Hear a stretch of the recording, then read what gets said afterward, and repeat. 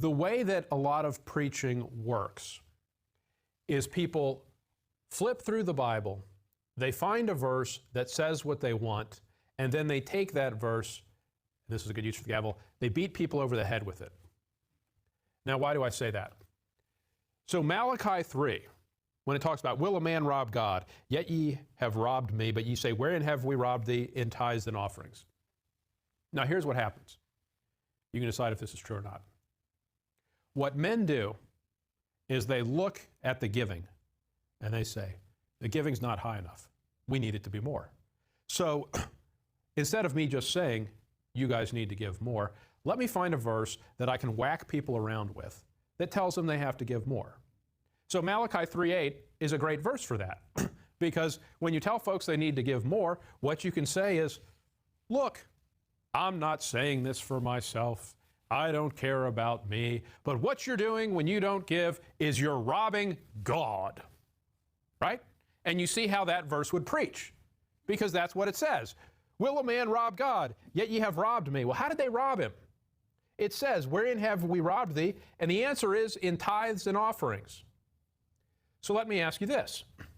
How much does Paul say about tithing? And the answer is nothing. He never uses the word. Look with me at 2 Corinthians chapter 9. 2 Corinthians chapter 9.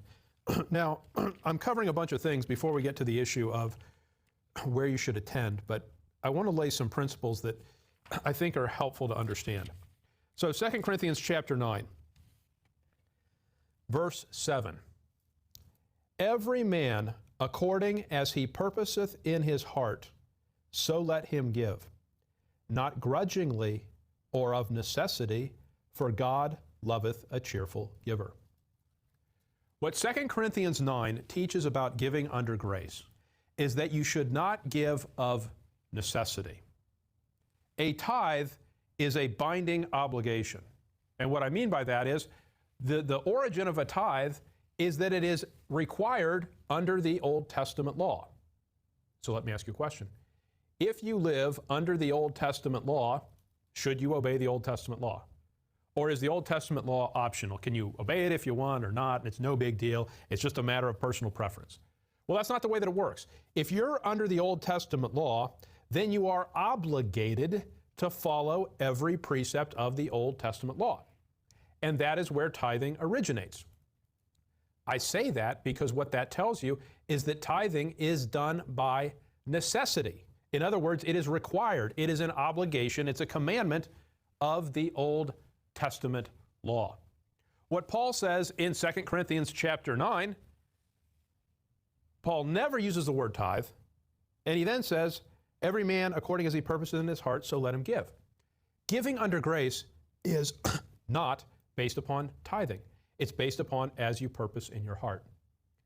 Now, the reason I tell you all that, why is it that when people want giving to go up, they don't go to 2 Corinthians 9, but they go to Malachi 3?